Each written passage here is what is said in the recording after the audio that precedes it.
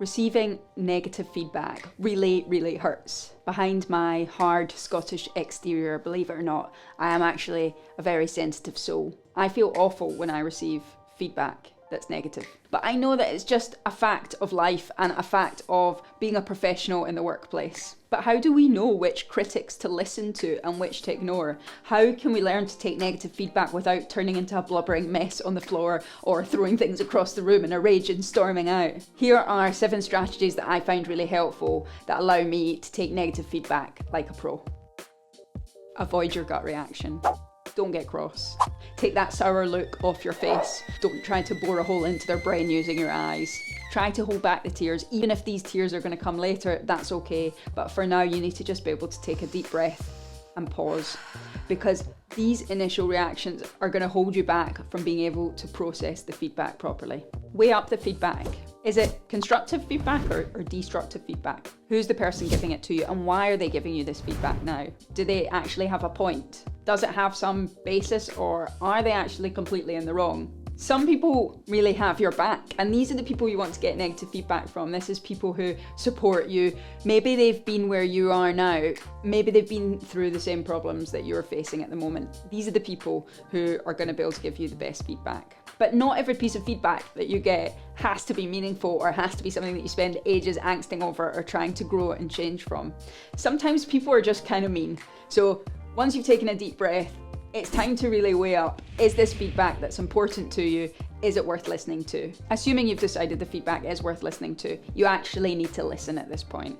And listening means take it in. Often I find myself just running away with other thoughts while I'm getting this feedback, because after the initial comment comes in, you just spend time thinking about, are they right? What happened then? Were they wrong? But you're not actually concentrating on the feedback. So try to really be present and focus on what the person is saying, how they're saying it, the words they're using, and the message that they're trying to give to you. It can be really helpful to repeat back to them after they've given the initial feedback to check your understanding.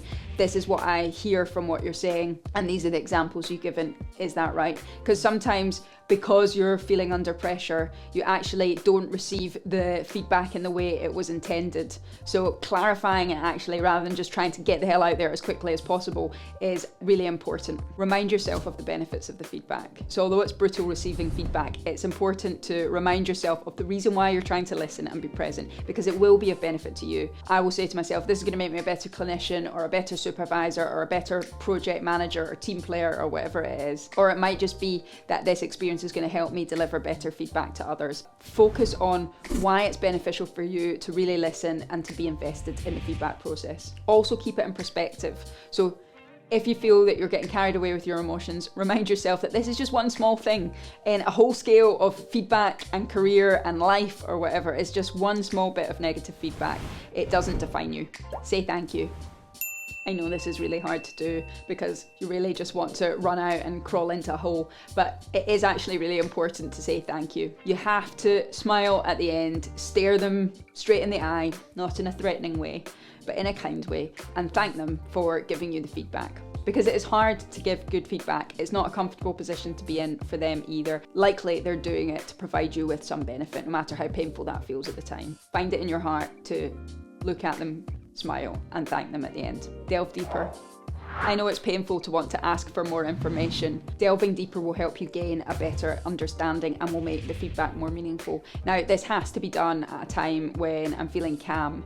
And if at the time I'm getting the feedback, it's too emotional or I don't think I can handle it, then that's not the time to have a delving deeper conversation and you might want to put it off. But if you are calm or at a time that you've arranged that suits, you want to have a better understanding of this feedback. The initial part that they'll tell you is going to be the thing that they've rehearsed or the thing that they've planned, but it probably won't give the full context. So asking for other examples, asking who the feedback's from, asking whether it's related to one specific thing or whether they feel this is broadly across the board. These will all help you get a better understanding, because remember, the point is not just to receive the feedback, but it's actually to work out, can this make a difference to my career, my practice, my life? Can it make me better at the job I'm doing?